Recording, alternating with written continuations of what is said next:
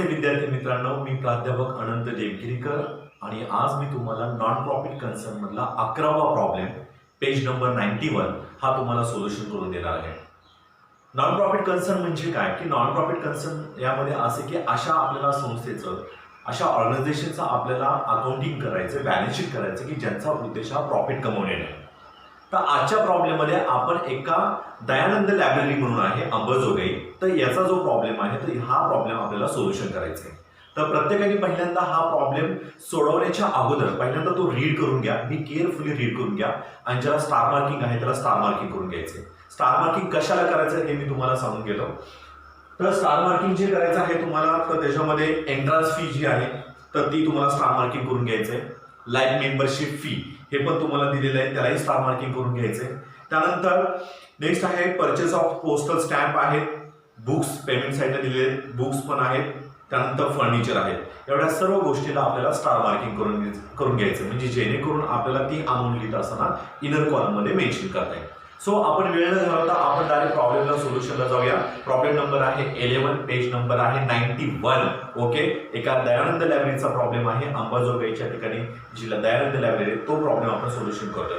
So आपण start करूया. पहिल्यांदा प्रॉब्लेम मध्ये तुम्हाला बॅलन्स शीट दिलेली आहे. बॅलन्स शीट तुम्हाला 31 मार्च 2019 ची दिलेली आहे, म्हणजे लास्ट इयरची दिलेली आहे. आणि आपल्याला जी बॅलन्स शीट बनवायची ती बॅलन्स शीट आहे 31 मार्च 2020 ची.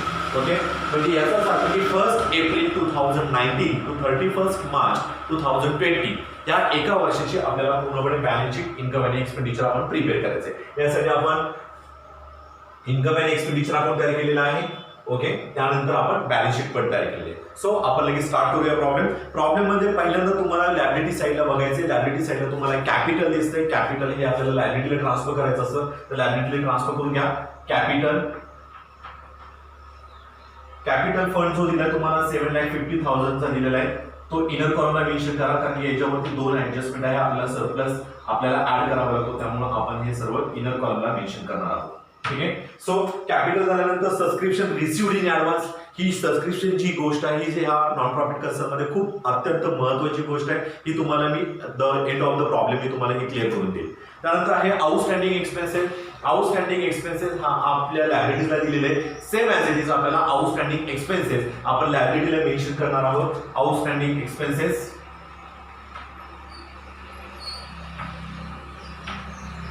आउटस्टँडिंग एक्सपेन्सेस लायबिलिटीला मेन्शन करणार. पण लायबिलिटीला मेन्शन करत असताना एक काळजी घ्यायची की पेमेंट साईडला आपण आउटस्टँडिंग एक्सपेन्सेस पेड केलेले आहेत का हे आपल्याला पूर्णपणे विचार करून पाहायचं आहे. ठीक आहे. तर तुम्हाला पेमेंट साईडला बघा दिसतंय की तुम्हाला आउटस्टँडिंग एक्सपेन्सेस पेड 2,000. आपण इथं आउटस्टँडिंग एक्सपेन्सेस 2,000 पेड करायचे होते आणि पेमेंटला आपण या इयरमध्ये 2020च्या म्हणजे 1920च्या इयरमध्ये आपण पेड केलेले आहेत, म्हणून इथं लिहा paid.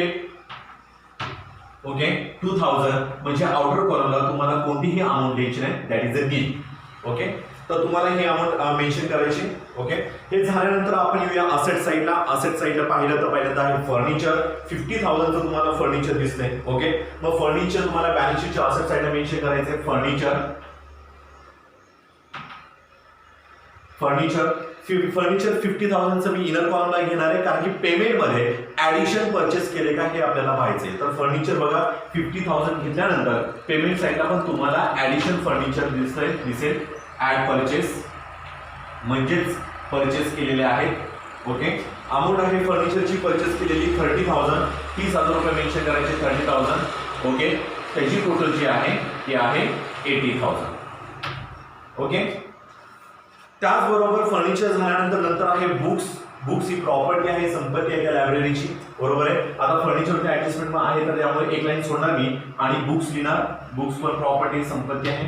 Balance sheet asset side books 6,50,000 तुम्हाला पेमेंट मध्ये बघायचं. पेमेंट मध्ये पण बुक्स दिलेले आहेत, त्यामुळे परचेस आहेत 6,50,500. त्याच्यामध्ये ऍड करायचे परचेस अमाऊंट आहे परचेसची 1,00,000 रुपीज. टोटल आहे 7,50,500. ओके, याच्यावरती मला वाटतं ऍडजस्टमेंट पण दिलेली आहे बुक्स वरती. बरोबर आहे. तर त्यामुळं आपण बुक्स वरती ऍडजस्टमेंट तर त्यामुळे बुक्स वरती ऍडजस्टमेंट दिलेली आहे, तर त्यामुळे आपण इनर कॉलमलाच मेन्शन करणार आहे. डेप्रिसिएशन आपण प्लेस करणार आहे. ठीक आहे. त्यानंतर नेक्स्ट आहे स्टॉक ऑफ पोस्टल स्टॅम्प. आता स्टॉक ऑफ पोस्टल स्टॅम्प जो आहे ते आपल्याला बॅलन्स शीटच्या असेट साईडला दिले. इथे पण तुम्हाला बॅलन्स शीटच्या असेट साईडला घ्यायचं असतं, परंतु ऑलरेडी याच्यावरती दोन ऍडजस्टमेंट आहेत, आपण आपल्याला क्लिअर करायच्या. म्हणजे stock of postal stamp that is a opening stock आहे. तुमच्याकडे एवढे शिल्लक होते 1 एप्रिल 2019 ला एवढा बॅलन्स शिल्लक आहे. म्हणजे वर्षाच्या सुरुवातीला तुमच्याकडे एवढे तुमच्या हातामध्ये एवढे बॅलन्स शिल्लक राहिलेले. त्यामुळे आपण इथं लिहिणार आहोत to stock of postal stamp. Okay. आपण ही ऍडजस्टमेंट पूर्णपणे क्लिअर करून घ्या म्हणजे तुमच्या लक्षामध्ये अमाऊंट इज 500 रुपीज. म्हणजे आपल्याकडे एवढे पोस्टल स्टॅम्प शिल्लक होते, ओपनिंगला सुरुवात आहे. बरोबर आहे. त्याच्यामध्ये आपण पेमेंटला जर बघितलं तर पेमेंटमध्ये ऍडिशन झालेले आहेत. बघा, purchase of postal stamp that is 1500. म्हणजेच काय करणार की आपण त्याच्यामध्ये ऍड करूया, add purchase 1500. Totally postal stamp जे आहेत आपल्याकडे 2000 रुपीजचे पोस्टल स्टॅम्प आहेत. ओके. पण पुढे जर पाहिलं तर तुम्हाला ऍडजस्टमेंट नंबर जी आहे तर ऍडजस्टमेंट नंबर 5 बघा. 5 मध्ये सांगितलं तर value of unused postal stamp of 200 rupees. म्हणजे याचाच अर्थ की तुमच्याकडे 200 चे पोस्टल स्टॅम्प अनयुज आहे, म्हणजे तुम्ही ते वापरले नाही, ते तुमच्याकडे शिल्लक आहे. That's called closing stock. म्हणजे आपल्याला काय करायचं, हे क्लोजिंग स्टॉक आहे, त्यामुळे आपण लिहिणार आहे इथे closing stock. Closing stock amount is 200 rupees. Outer कॉलमला 1800. Okay. तर 1800 हे तुमचे आउटरला टोटली म्हणजे एवढे एक्सपेंडिचर केले 2019-20 या आर्थिक वर्षामध्ये तुम्ही totally 1800 rupees postal stamp use केलेले आहेत. ओके. आता हे 200 रुपीज जे आहेत क्लोजिंग स्टॉक जो शिल्लक राहिलेला आहे, सेम आता शिल्लक राहिला म्हणजे याचा दुसरा इफेक्ट आपल्याला बॅलन्स शीटच्या असेट साईडला मेन्शन करायचं आहे. इथे लिहायचे postal stamp that is 200 rupees. Okay. तर या पद्धतीने आपण मेन्शन केलेली ऍडजस्टमेंट क्लिअर केलेली आहे. त्यानंतर इन्व्हेस्टमेंट इन सिक्युरिटीज असेटला दिलेले आहेत, काही न करता तुम्हाला बॅलन्स शीटच्या असेट साईडला मेन्शन करायचं आहे. इन्व्हेस्टमेंट इन सिक्युरिटीज अमाऊंट घ्या 7000. त्याचबरोबर cash in hand, cash at bank हा जो बॅलन्स दिलेला आहे तो आपण बिलकुलही ट्रान्सफर करणार नाहीये. बरोबर आहे. ते स्किप करायचे. त्यानंतर रिसिप्ट साईडला या. रिसिप्ट साईडला आल्यानंतर तुम्हाला टू बॅलन्स ब्रॉट डाऊन दिसेल. त्या टू बॅलन्स ब्रॉट डाऊन मध्ये परत cash in hand, cash in bank दिसतोय, कॅश बँक दिसतोय बॅलन्स. म्हणजे जो वरचा बॅलन्स आहे तोच खाली घेतलाय, त्यामुळे तो बॅलन्स आपण घेणार नाही. त्यानंतर आहे to membership subscription. Membership subscription आपल्याला बॅलन्स शीट इन्कम साईडला द्यायचे, इन्कम अँड एक्सपेंडिचर अकाउंटला. त्याच्यावरती दोन ऍडजस्टमेंट आहेत, त्यामुळे मी त्याला जागा सोडणार आहे. नंतर मी पूर्णपणे ती कन्सेप्ट तुम्हाला क्लिअर करून देईल. मेंबरशिप सबस्क्रिप्शन, मेंबरशिप सबस्क्रिप्शन तुम्हाला दिलेलं आहे 1,80,000. दोन ऍडजस्टमेंट आहे, त्यामुळे मी त्याची ऍडजस्टमेंट नंतर करेन. त्यानंतर नेक्स्ट आहे एंट्रन्स फी आहे, दॅट इज युअर इन्कम. इन्कमला मेन्शन करायचं by entrance fee.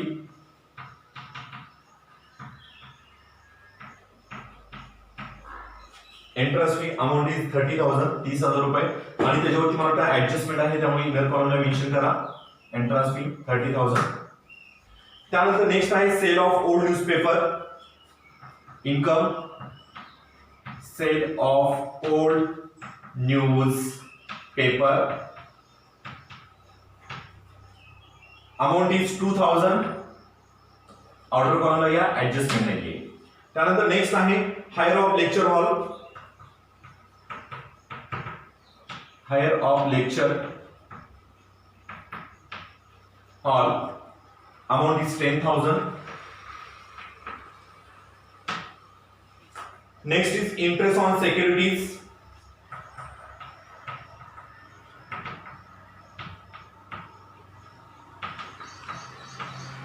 Interest on securities that is a 5,000. And this is the last live membership fee. याच्यावरती ऍडजस्टमेंट आहे, ती तुम्हाला पुस्तकामध्ये दिलेली नाही, पण आपल्याला क्लिअर करायचंय. म्हणजे इथं दिलेला नाही इफेक्ट, पण आपण द्यायचा आहे. Amount is 10,000. ज्यावेळेस ऍडजस्टमेंट त्यावेळेस तुम्हाला क्लिअर होईल की आपण इथे काय घेतलं ते.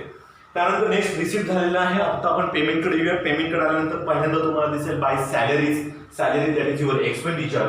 एक्सपेंडिचरला मेन्शन करायचे by salaries.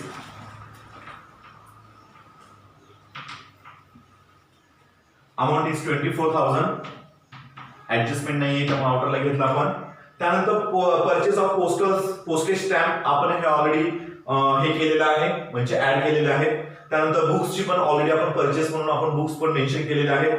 Outstanding expenses paid आपण नील केलेला आहे, त्यामुळे ऑर्डर कॉलमला नील गेलेला आहे. ठीक आहे.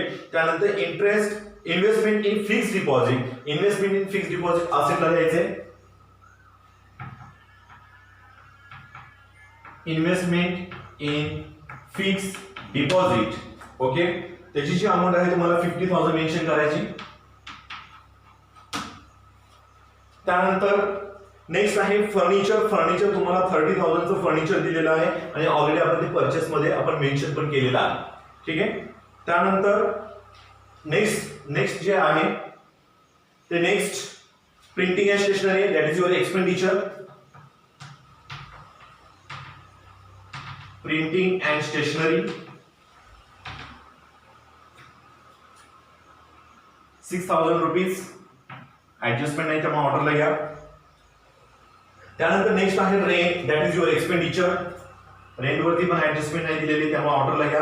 Rent amount is 18,000. आणि last is by balance carried down that is a cash and bank. तुम्हाला बॅलन्स शीटच्या असे साईडला लिहायचंय cash in hand. Amount is 9,500. Bank cash at bank 43,000. Okay. तर या पद्धतीचं आपण पूर्णपणे ट्रान्सफरिंग करून घेतलेलं आहे आणि याच्यामध्ये रिसिप्ट अँड पेमेंट आपण आणि बॅलन्स शीट ही पूर्णपणे आपण ट्रान्सफर केलेली आहे. आता आपण प्रॉपरली ऍडजस्टमेंटला जाऊया. ठीक आहे. आता ऍडजस्टमेंटला जात असताना पहिली ऍडजस्टमेंट जी दिली तुम्हाला ती डेप्रिसिएशनची दिलेली आहे. तर डेप्रिसिएशनची कोणती ऍडजस्टमेंट आहे बघा. तर first adjustment is depreciation on books at the rate 10%. Books वरती तुम्हाला 10% सांगितलंय तर इथं करायचे less depreciation at the rate 10%. Okay. तर 7,50,500 वरती तुम्हाला जर डेप्रिसिएशन कॅल्क्युलेशन केलं तर तुमची अमाऊंट ही पूर्णपणे चुकीची येणार आहे. कारण की का तर जे बुक्स आहेत बुक्स मध्ये लक्षात घ्या तर बुक्स हे 6,50,500 हे ओपनिंग पासून आहेत, म्हणजे 1 एप्रिल टू 31 मार्च पर्यंत टोटली 12 महिने यूज केलेले आहेत. आणि हे जे परचेस केलेले आहेत जी परचेसची जी अमाऊंट आहे ती परचेसची अमाऊंट तुमची असणार आहे डेटची असणार आहे बुकची 1 October 2019 to 31 March 2020 that is a 6 month. इथं फॉर्म्युला देतो तुम्हाला, म्हणजे फॉर्म्युलावर तुम्हाला लक्षात येईल. तर फर्स्ट करायचं 6,50,500 इंटू डेप्रिसिएशनचा रेट दिला तुम्हाला 10%, 10/100 इंटू 12/12 अमाऊंट किती आली कॅल्क्युलेशन करायचे. त्यानंतर next is 1 lakh into 10/100 into October आहे म्हणजे 6/12 तुम्हाला हे कॅल्क्युलेशन करायचं. ठीक आहे. तर तुम्ही ह्याचं जर कॅल्क्युलेशन केलं तर ह्याची अमाऊंट जी येणार आहे 65,050 तुमची अमाऊंट आली. आणि जर ह्याची तुम्ही कॅल्क्युलेशन केली तर ह्याची येणार आहे 5,000. ओके. आता कॅल्क्युलेशन करायचंय 65,050 प्लस 5,000 दॅट इज 70,050. ओके. म्हणजे तुम्ही बुक्स वरती जे डेप्रिसिएशन कॅल्क्युलेशन करणार आहे तर तुमचं जे डेप्रिसिएशन आहे 7,050 येणार आहे. जर तुम्ही 75,500 वरती केलं तर तुमचं डेप्रिसिएशन हे पूर्णपणे चुकणार आहे. तर त्यामुळे इथे द्यायचंय 70,050 अमाऊंट आली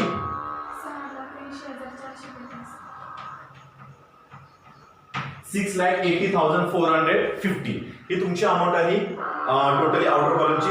आता हे जे डेप्रिसिएशन आहे तर हे डेप्रिसिएशन आपण काय करायचं लेस केलेलं आहे. आता ह्याचा दुसरा इफेक्ट आहे प्रॉफिट अँड लॉस अकाउंटच्या डेबिटला म्हणजेच एक्सपेंडिचर बाजूला. इथे द्यायचंय 2 बाय इथे बाय दिले मी इथं 2 लिहायला लागेल.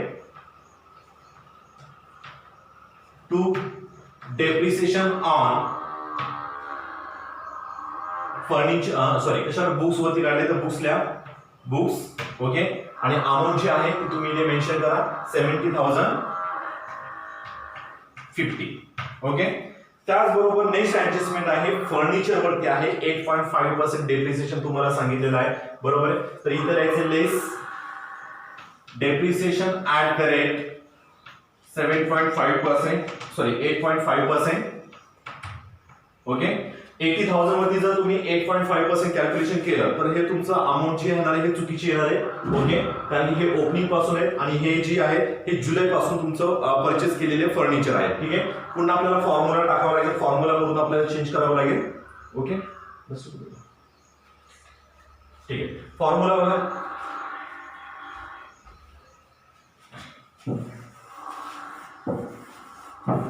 फॉर्म्युला असणार आहे 50,000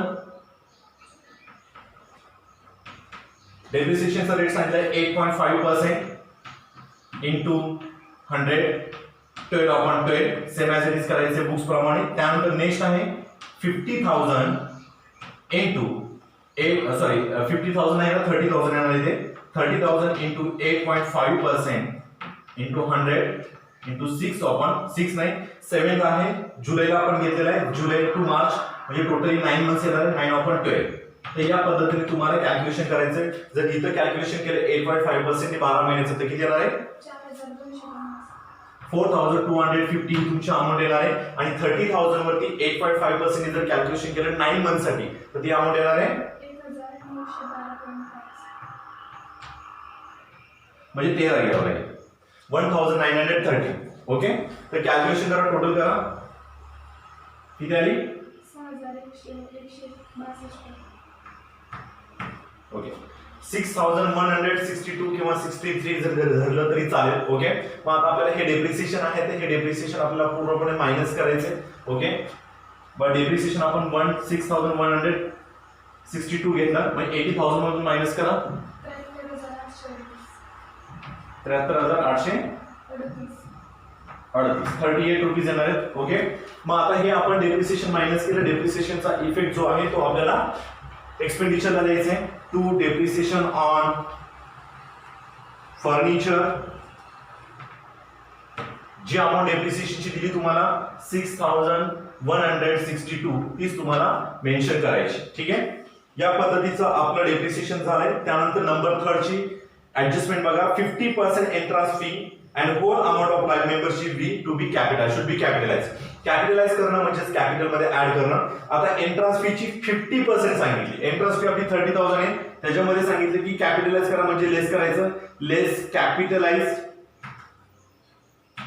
कॅपिटलाइज म्हणजेच येणारे 50% जर विचार केला तर 15,000 रुपये येतील, 15,000 येतील. आउटर कॉलमला तुमचे ऍज इट इज 15,000 येतील. ओके. आता हे जे 15,000 आहेत हे 15,000 आपल्याला काय करायला लागतात कॅपिटल फंड मध्ये ऍड करायचे, कारण की कॅपिटलाइज सांगितलं. Add entrance fee 15,000. आता दुसरा ऍडजस्टमेंट तुम्हाला असं सांगितलं की मेंबरशिप जी सांगितली शुड बी कॅपिटलाइज. पर्सेंटेज दिले नाहीत म्हणजे याचा अर्थ की तुम्हाला 100% घ्यायचे. ओके. मी इथे लिहिणार मी लेस 100% कॅपिटलाइज दॅट इज 10,000. आउटर कॉलमला तुम्हाला काहीच मेन्शन करायचं नाही, नील येणार आहे. आणि हे तुम्हाला मेंबरशिप लाईफ मेंबरशिप फी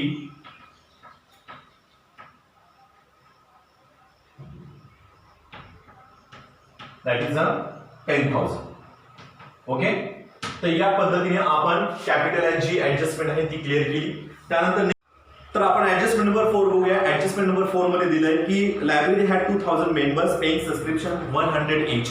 म्हणजे टोटली ही जी दयानंद लायब्ररी आहे अंबाजोगाईची, ह्या दयानंद लायब्ररीमध्ये टोटली 2,000 मेंबर्स आहेत आणि प्रत्येक मेंबर कडून आपण 200 रुपीज काय करणार आहे मेंबरशिपचे फीस गोळा करणार आहे. बरोबर आहे. मग जर आपण विचार केला तर टोटल आपल्याला किती मिळायला पाहिजे होतं त्या इयर मध्ये 2,000 इंटू जर 100 रुपीज आपण केले, बरोबर आहे, that is 2 lakh rupees. Okay. That is 2 lakh rupees. म्हणजे याचाच अर्थ की आपण 2 लाख रुपये काय करणार आहे सबस्क्रिप्शन आपल्याला मिळणार आहे.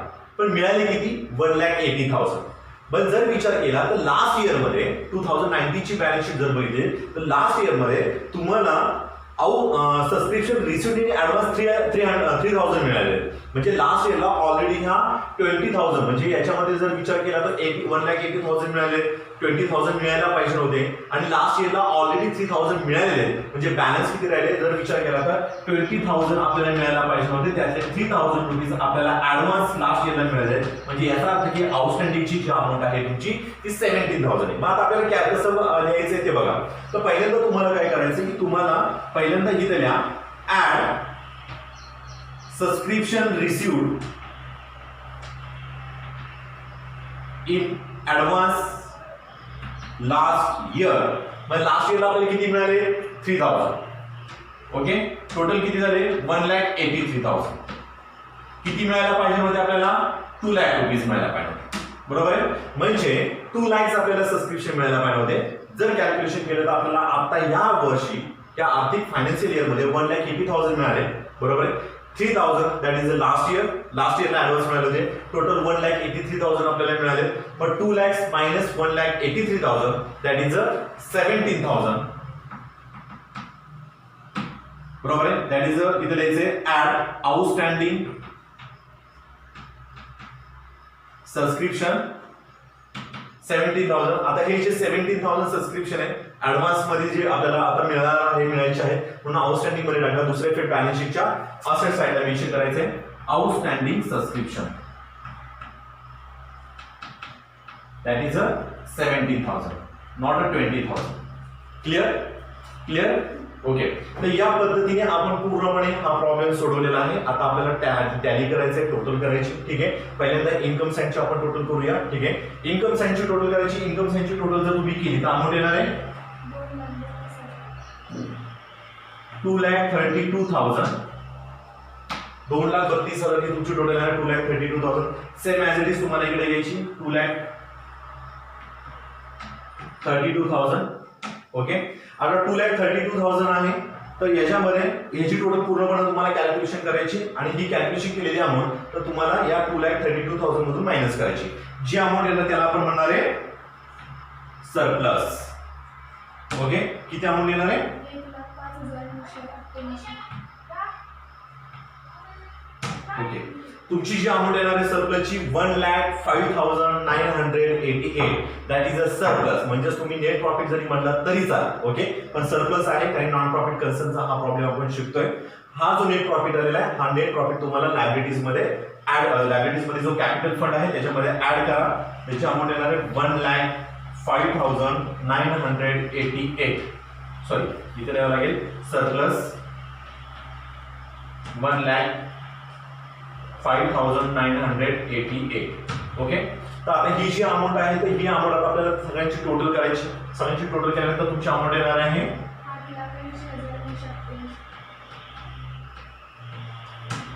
8,80,988 ही तुमची अमाऊंट आली ठीक आहे. आता ही अमाऊंट आली तर आता तुम्ही बॅलन्स शीटची टोटल करायला काहीच हरकत नाही. बॅलन्स शीटची टोटल तुम्ही आता करून घ्यायची. ओके. असेट आणि लायबिलिटी साइडची जर तुम्ही पुस्तकामध्ये पाहिलं तर तुमची बॅलन्स शीटची टोटल बरोबर तीच येणार आहे. किती अमाऊंट ती 8,80,988. सेम येणार आहे कारण इथं आपण कोणतेही काही आपण मेन्शन केलेलं नाही त्यामुळे same as it is total येणार 1,80,988. ओके. तर या पद्धतीचा आपला हा नॉन प्रॉफिट कन्सर्नचा प्रॉब्लेम आहे. यामध्ये सबस्क्रिप्शन खूप महत्वाचं आहे. त्यानंतर बुक्स आणि त्यानंतर फर्निचर याच्यावरती डेप्रिसिएशन कॅल्क्युलेशन करताना बरेच मुलांचं चुकलं जातं. तर त्यामुळे एवढी काळजी तुम्हाला या प्रॉब्लेम मध्ये घ्यायची आहे. ओके. Thank you so much.